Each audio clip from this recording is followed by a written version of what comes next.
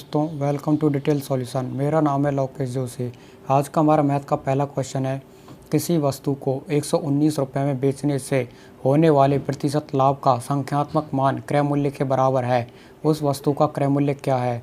तो इसका सॉल्यूशन करेंगे। इसका एक फॉर्मूला होता है जो है, किसी वस्तु को m रुपये में बेचने से होने वाले प्रतिशत लाभ का संख्यात्मक मान क्रय मूल्य के बराबर है। ऐसी स्थिति में वस्तु का क्रय मूल्य होगा 10 अंडर रूट में m प्लस के 25 माइनस के 50।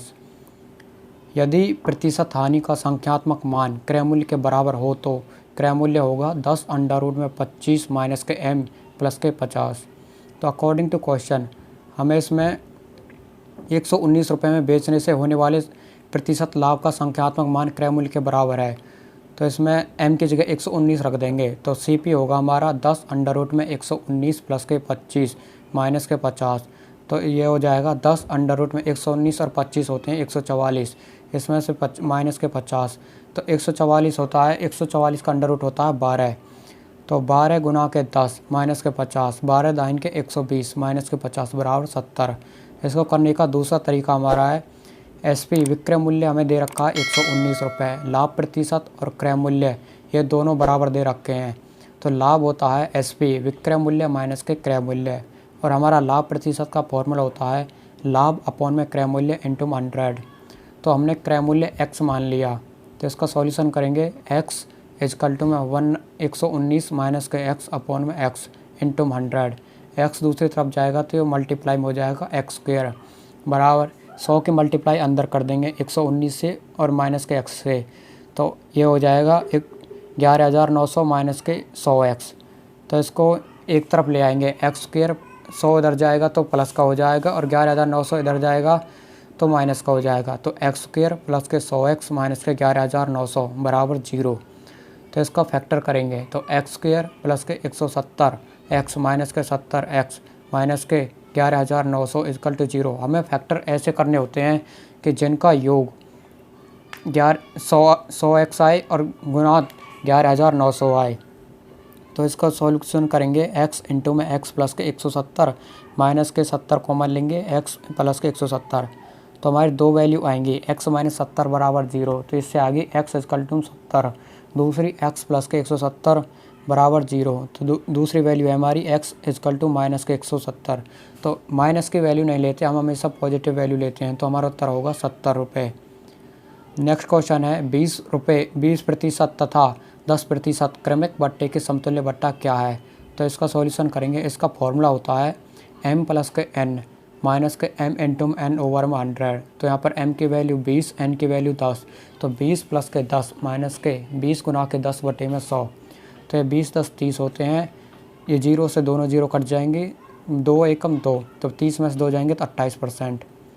हमारा नेक्स्ट क्वेश्चन है, एक रेडियो को 760 रुपये में बेचने से उतना ही लाभ होता है जितना 540 रुपये में बेचने से हानि होती है, उसका क्रय मूल्य क्या है? तो इसका सॉल्यूशन करेंगे। इसका फॉर्मूला है, किसी वस्तु को m रुपये में बेचने से उतने ही रुपये का लाभ होता है जितना उसे n रुपये में बेचने से हानि हो। तो CP हमारा क्रय मूल्य होगा m प्लस के n अपॉन में 2। तो यहाँ पर m और n की वैल्यू को पुट रख कर देंगे। CP इक्वल टू में 760 प्लस के 540 बटे में 2। तो ये इन दोनों का जोड़ होता है 1300। 1300 बटे में 2 बराबर 650 रुपये।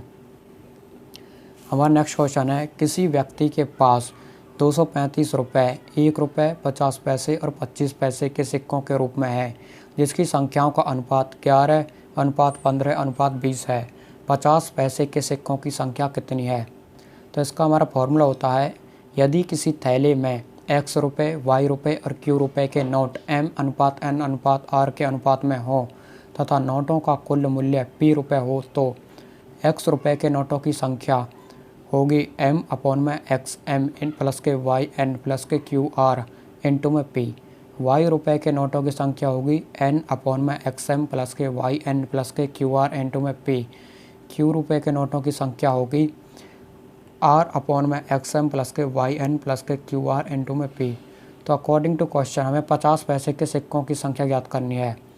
तो 50 पैसे किस अनुपात में थे? 15 के। तो 15 अपॉन में 1 इंटू में 11 प्लस के 0.50 इंटू में 15 प्लस के 0.25 इंटू में 20। ये 0.50 और 0.25 इसलिए आया क्योंकि हमने ये रुपए में लेनी है सारी संख्याएं, या तो पैसे में या फिर रुपए में।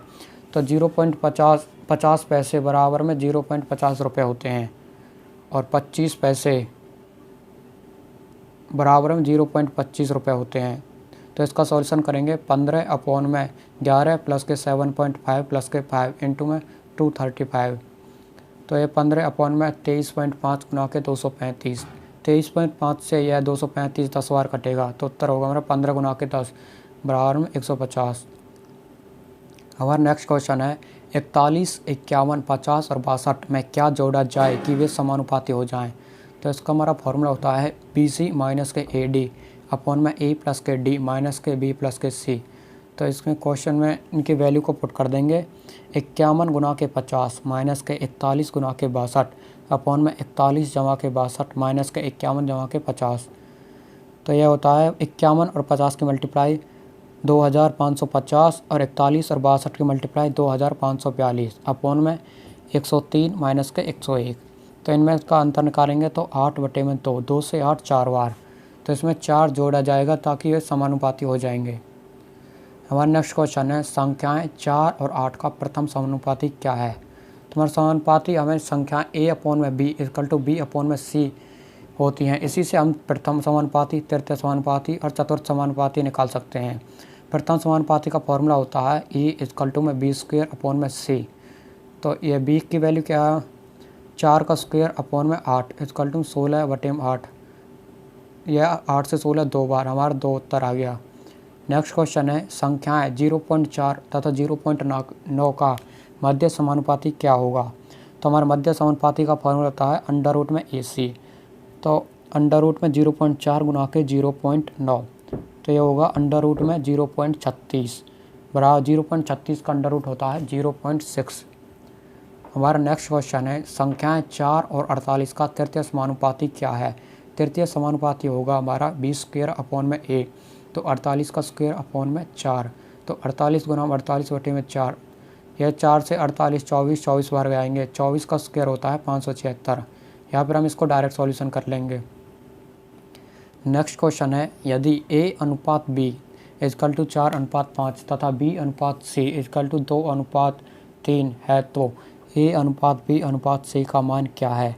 तो इसको मान को निकालने के लिए हम पहले A/B लिखेंगे, फिर B से स्टार्ट करेंगे B/C। तो 4 लिख लिए, फिर 2:3। तो एक बार 2 की मल्टीप्लाई 4 में होगी, फिर 2 की मल्टीप्लाई 5 में होगी, फिर 3 की मल्टीप्लाई 5 में। तो 4 दूनी 8, 2 पंजे 10, 3 पंजे 15। तो हमारा अनुपात हो गया 8, 10 और 15। यदि ये किसी संख्या से कट रहे हैं तो हम इसे काट देंगे, वरना यही हमारा उत्तर होगा। हमारा नेक्स्ट क्वेश्चन है यदि A/B 2:3, B/C 5:9 तथा C/D 6:7 हैं तो ABCD का अनुपात क्या होगा। तो पहले ABC का मान निकालेंगे। तो 2:3, 5:9। तो 5 दूनी 10, 5 तिया 15, 9 तिया 27। अब इसके बाद हम निकालेंगे ABCD का अनुपात। तो 10, 15, 27 लिखेंगे और 6 और 7। C/D 6 और 7 हमारा, क्योंकि C/D बराबर 6:7 था। तो 6 की मल्टीप्लाई एक बार 10 में, एक बार 15 में, एक बार 27 में, फिर 7 की मल्टीप्लाई 27 में। तो ये आ गया हमारा 60, 90, 162 और 189। यह 3 से चारों संख्याएं डिवाइड हो जाएंगी, इसलिए हमारा फाइनल उत्तर होगा 20:30:54:63। इससे संबंधित हमारा इम्पोर्टेंट क्वेश्चन है, इम्पोर्टेंट पॉइंट्स हैं। यदि किसी गोले के क्षेत्रफलों में m² तथा m² रेशियो n² का अनुपात हो तो उनके आयतनों में m³ तथा n³ का अनुपात होगा। इसका रिवर्स हो यदि हमें क्वेश्चन में यदि आयतनों का अनुपात दे रखा हो m³ या n³, तो हमारा क्षेत्रफलों का अनुपात m² रेशियो n² होगा। धन्यवाद। For more videos like share and subscribe detail solutions.